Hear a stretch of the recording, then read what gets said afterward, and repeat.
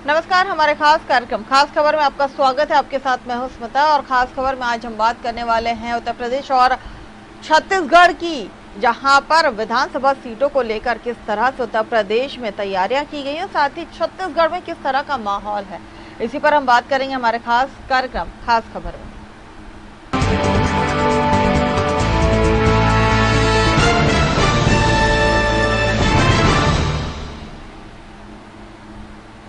तो चलिए सबसे पहले बात करेंगे उत्तर प्रदेश में होने वाले 7 विधानसभा सीटों पर चुनाव की। उत्तर प्रदेश की 7 विधानसभा सीटों पर 3 नवंबर को होने वाले उपचुनाव के लिए बीजेपी ने आक्रामक चुनाव प्रचार की रणनीति अपनाई है।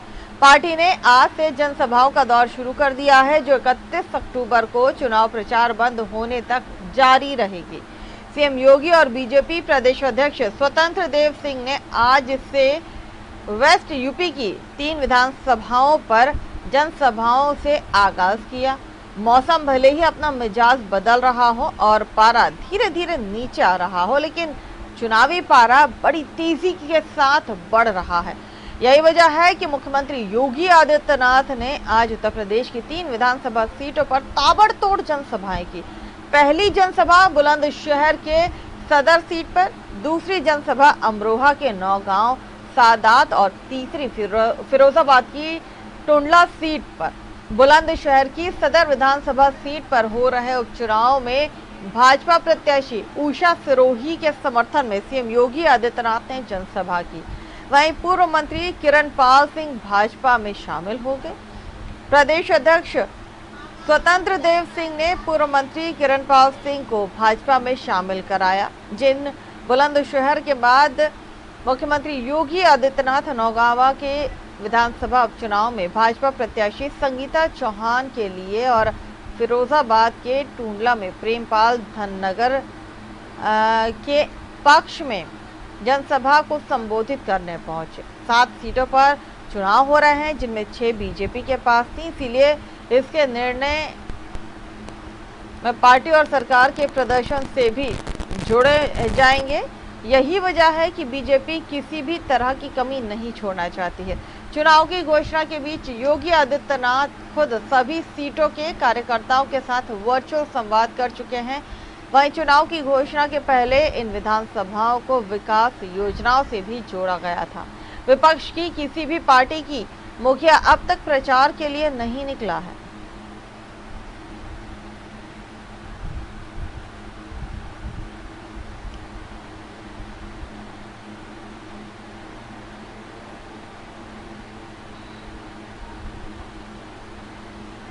और हमारे साथ सीधे जुड़े हमारे स्टेट एडिटर, माफ कीजिए, उत्तर प्रदेश से आरसी भट्ट जी, उनसे हम बात करते हैं। भट्ट साहब, उत्तर प्रदेश की 7 सीटों पर विधानसभा उपचुनाव होना है, जिसकी शुरुआत आज से हो चुकी है। कारण इसलिए क्योंकि मुख्यमंत्री योगी आदित्यनाथ ने बीजेपी का प्रचार आज से शुरू कर दिया है। 3 विधानसभा सीटों पर आज वो पहुंचे थे, लेकिन विपक्ष का एक भी मुखिया अभी तक प्रचार के लिए बाहर नहीं निकला है। स्मिता, उत्तर प्रदेश में कुल 8 सीटों पर विधानसभा के चुनाव होने हैं, लेकिन चुनाव आयोग द्वारा 7 सीटों पर ही केवल अभी अनुमति दी गई है जी। इन 7 सीटों पर अभी चुनाव हो रहे हैं। 3 नवंबर को इस पर मतदान होने हैं। विपक्ष की अगर हम बात करें तो विपक्ष अभी उतना धारदार नहीं हो पाया है। सीधे तौर पर देखें तो उतना कहीं न कहीं अपने प्रत्याशियों को लेकर, चाहे सपा सुप्रीमो अखिलेश यादव या बसपा सुप्रीमो मायावती, वो दौरों के लिए या प्रचार के लिए नहीं निकल पाई। लेकिन इसके इतर भारतीय जनता पार्टी के प्रत्याशियों के लिए उत्तर प्रदेश के मुख्यमंत्री लगातार वर्चुअल रैलियों के माध्यम से और आज जिस तरह से पश्चिमी उत्तर प्रदेश की 3 सीटें नौगांव, बुलंदशहर और टुंडला, इनके लिए उन्होंने धुआंधार प्रचार किया। और सबसे बड़ी बात यह है कि पश्चिमी उत्तर प्रदेश के कद्दावर नेता जो समाजवादी पार्टी में थे, किरणपाल सिंह, जो जाटों के बहुत मजबूत नेता हैं, पूर्व मंत्री रहे हैं, वो भारतीय जनता पार्टी में आज प्रदेश अध्यक्ष स्वतंत्र देव सिंह के सामने शामिल हो गए। मुख्यमंत्री स्वयं मौजूद थे और मुख्यमंत्री द्वारा जिस तरह से तीनों सीटों पर लगातार धुआंधार प्रचार किया गया है, तो उससे कहीं न कहीं ये लग रहा है कि भारतीय जनता पार्टी ये 7 सीटों पर जो चुनाव हो रहे हैं उसमें सभी सीटों में मुख्य लड़ाई में है। और कहीं न कहीं पश्चिमी उत्तर प्रदेश की जो 3 सीटें हैं, ये तीनों सीटें जीतने की वो कोशिश करेगी। अगर हम टुंडला की बात करें तो प्रेमपाल धनगर जो भारतीय जनता पार्टी के कैंडिडेट हैं, उसके साथ साथ उषा सिरोही जो बुलंदशहर की कैंडिडेट हैं बीजेपी की, उसके साथ साथ चेतन चौहान जो उत्तर प्रदेश के पूर्व मंत्री रहे, उनका कोविड-19 से देहांत हो गया, उनकी पत्नी संगीता चौहान लड़ रही हैं नौगांव से। तो इन तीनों सीटों के लिए कहीं न कहीं मुख्यमंत्री ने पूरी ताकत झोंकी है।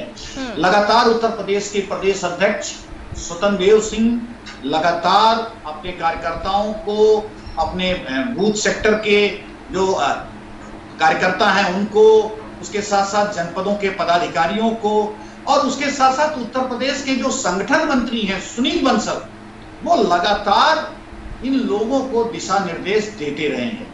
और जिस तरह से आज मुख्यमंत्री का दौरा हुआ है और जिस तरह से मुख्यमंत्री ने अपने भाषण में लगातार सरकार की उपलब्धियों के बारे में बताया है, विपक्ष को उन्होंने साफ तौर पर जिस तरह से कोसा है, वो जाहिर सी बात है कि उनका बिल्कुल साफ तौर पर निशाना है कि उत्तर प्रदेश का विकास और कमजोर विपक्ष। तो ये सीधे तौर पर देखा जाए भारतीय जनता पार्टी कहीं न कहीं इस चुनाव में भारी दिख रही है और निश्चित रूप से विपक्ष को भी दबाव बढ़ाना पड़ेगा, तब जाकर कहीं न कहीं भारतीय जनता पार्टी को वो टक्कर दे सकते हैं। पर साहब अगर देखें तो 6 सीटें पहले भी जो है वो बीजेपी के खाते में रही थी। इससे पहले जब बात की जाए तो वो 6 सीटें बीजेपी के पास थी, लेकिन अगर अब मैं पश्चिमी उत्तर प्रदेश की बात करूं तो यहाँ पर बीजेपी का कितना असर है, उन कैंडिडेट्स का कितना असर है और विपक्ष की कितनी अहम भूमिका है, क्योंकि जिस तरह से आज सपा से रिश्ता तोड़कर किरणमयी आज बीजेपी में शामिल हुए हैं, जहां पर वो सपा के कद्दावर नेता थे, आज वो बीजेपी में शामिल हुए हैं, तो उसका नुकसान भी कहीं ना कहीं विपक्ष को तो उठाना पड़ेगा। लेकिन सवाल यह है कि बीजेपी का खुद का प्रभाव इन क्षेत्रों में कितना है? देखिए, स्मिता, निश्चित रूप से भारतीय जनता पार्टी का यहाँ प्रभाव है। और जिस तरह से नौगांव से चेतन चौहान जीत के आए, वहां से एसपी बघेल जीते थे, फिर उन्होंने इस्तीफा दिया और वो आगरा से सांसद हुए टुंडला से। तो ये जो कमोबेश स्थिति है, ये कहीं न कहीं भारतीय जनता पार्टी इन सीटों पर भारी रही है और हमेशा वो अभी उसने चुनाव भी जीता था 2017 के विधानसभा में। लेकिन अब जिस तरह से किरणपाल सिंह जो पश्चिमी उत्तर प्रदेश के खासतौर पे बुलंदशहर के आसपास के एरिया के जाटों के बड़े नेता माने जाते हैं, समाजवादी पार्टी में रहे हैं और कई बार के मंत्री रहे हैं, वो अगर भारतीय जनता पार्टी में शामिल होते हैं तो निश्चित रूप से इसका फायदा भारतीय जनता पार्टी को और मिलने वाला है। और जिस तरह से पश्चिमी उत्तर प्रदेश में जाटों का बोलबाला है, जाट जो है वहां प्रभावित मतदाता हैं, उसको लेकर भारतीय जनता पार्टी की बाँछें खिली हुई हैं, क्योंकि अब किरणपाल सिंह उनके पाले में। तो साफ तौर पर कहीं न कहीं कमजोर विपक्ष और हाफ रहा है विपक्ष, अगर कहा जाए तो ये बिल्कुल सही है। विपक्ष की अब किन मुद्दों को लेकर जनता के बीच जाएगा? हालांकि अभी तक विपक्ष ने निकलने की तैयारी नहीं की है, क्योंकि अभी तक कोई भी विपक्ष का मुखिया बाहर नहीं आया है और ना ही जनता से उसे संपर्क किया है। अगर विपक्ष अब मैदान में आएगा तो किस तरह के मुद्दों को लेकर जनता के बीच जाएगा, किस तरह से, क्योंकि यहाँ पर यूपी सरकार जो बीजेपी सरकार वो अपनी जो उपलब्धियां वो बता रही है, लेकिन अब विपक्ष के पास सिर्फ रास्ता ये बचा है कि वो सरकार की नाकामियां बताएगी, लेकिन कब निकलेगी और कब बताएगी, क्योंकि अब समय ज्यादा नहीं बचा है। देखिए सुनीता, बाई इलेक्शन तो सेमीफाइनल है, 2022 में चुनाव होने हैं उत्तर प्रदेश के विधानसभा के, और मुझे लगता है कि मायावती हो या अखिलेश यादव हो, दोनों लोग कहीं ना कहीं अभी उतने गंभीर नहीं हैं। लेकिन हाँ, इसके इधर कांग्रेस पार्टी जरूर गंभीर है, क्योंकि वो अपनी बरसों पुरानी खोई हुई जमीन की तलाश में है। और जिस तरह से मायावती का जनाधार गिरा, अखिलेश यादव समाजवादी पार्टी का जनाधार गिरा, बहुमत से वो 50 के आंकड़े के अंदर सिमट गए, तो ये विपक्ष की कहीं न कहीं एक बड़ी छटपटाहट होगी कि वो मुख्य धारा में लौटे।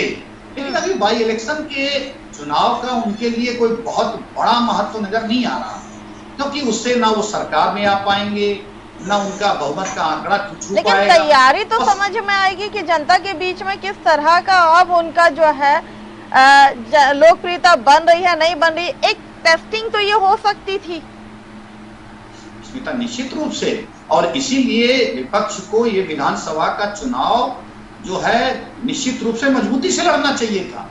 लेकिन कहीं न कहीं जो उदासीन चेहरा दिख रहा है, लगातार जिस तरह से अखिलेश यादव भी नहीं निकल पा रहे हैं।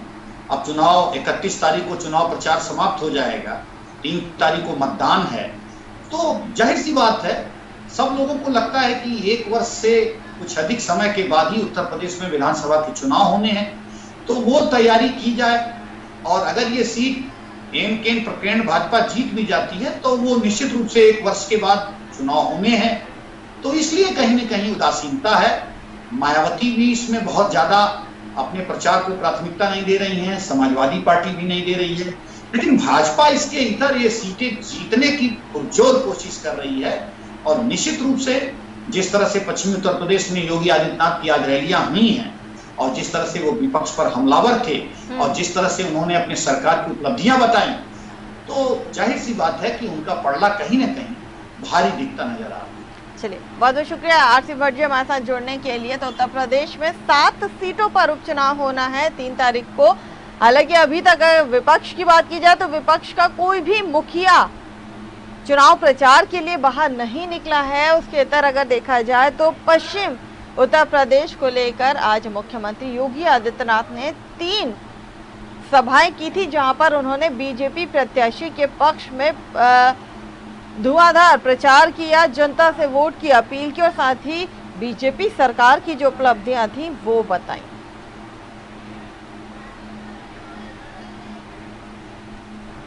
और चलिए अब बात